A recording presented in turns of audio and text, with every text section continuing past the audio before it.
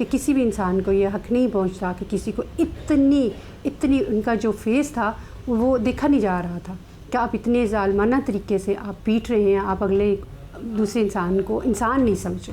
तो ये इस पे ज़रूरत है हमारी। लॉ तो है, आप ये नहीं कह सकते कि लॉ नहीं है, लॉ है। लॉ में ज़रूरत है कि हमें इम्प्लीमेंटेशन की ज़रूरत है, तो वो उस पे हम काम कर रहे हैं इंशाल्लाह।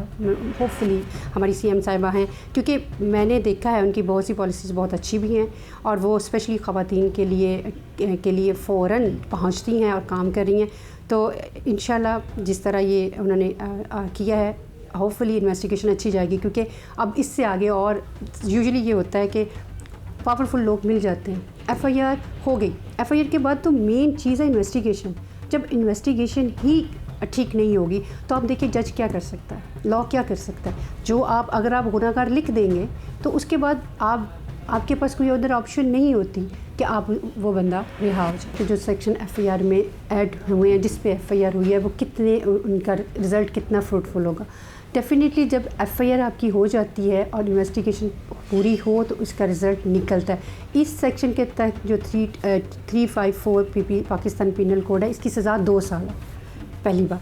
और इसको जो दूसरा जो लगा है 506B, इसमें जो सज़ा है वो 7 ईयर है। तो डेफिनेटली अगर इन्वेस्टिगेशन की और अगर मैडम इस चीज़ को लेके चलती हैं, ट्रायल चलता है, तो कोई ऐसी चीज़ नहीं जो हर्डल बनेगी, क्योंकि इन्वेस्टिगेशन मैंने आपको पहले बताया ना कि सेक्शंस पावरफुल हैं, लॉ है हमारे पास, उसकी इम्प्लीमेंटेशन का मतलब ही यही है कि इन्वेस्टिगेशन ठीक हो, इन्वेस्टिगेशन पे इन्फ्लुएंस ना हो। और दूसरा इस सेक्शन के तहत 7 साल की सज़ा है जो इन पर 2 साल की 354 के अंडर है और 7 ईयर 506B के।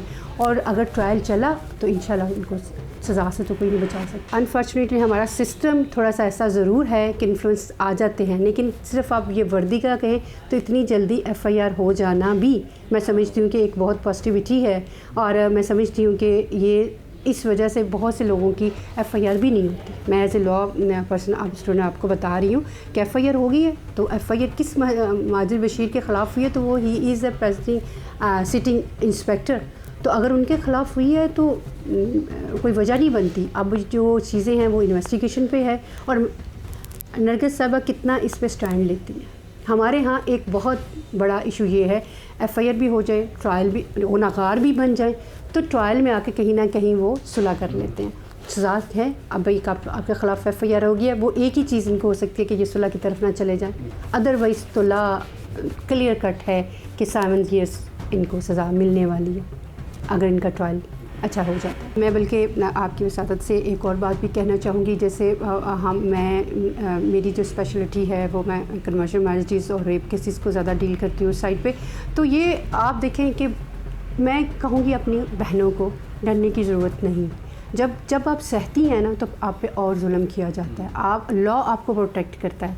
हर पुलिस स्टेशन में एक अलहदा डेस्क, एक फ़ीमेल जो लेडी कांस्टेबल होती हैं उनको डील करने के लिए, अगर स्पेशली वो डोमेस्टिक से रिलेटेड हैं और या फिर दूसरे जो पर्सनल रेप केसेस हैं, उस सिलसिले में भी एक हेल्पलाइन है। उस हेल्पलाइन आप फ़ौरन उस पर कॉल करें। मसला सिर्फ़ और सिर्फ ये है कि ये डरे नहीं और ये समझे नहीं कि हमें इंसाफ नहीं मिलेगा। अगर ये खड़े हो जाए, अगर आप खड़े हो जाए तो इंसाफ आपको मिलेगा।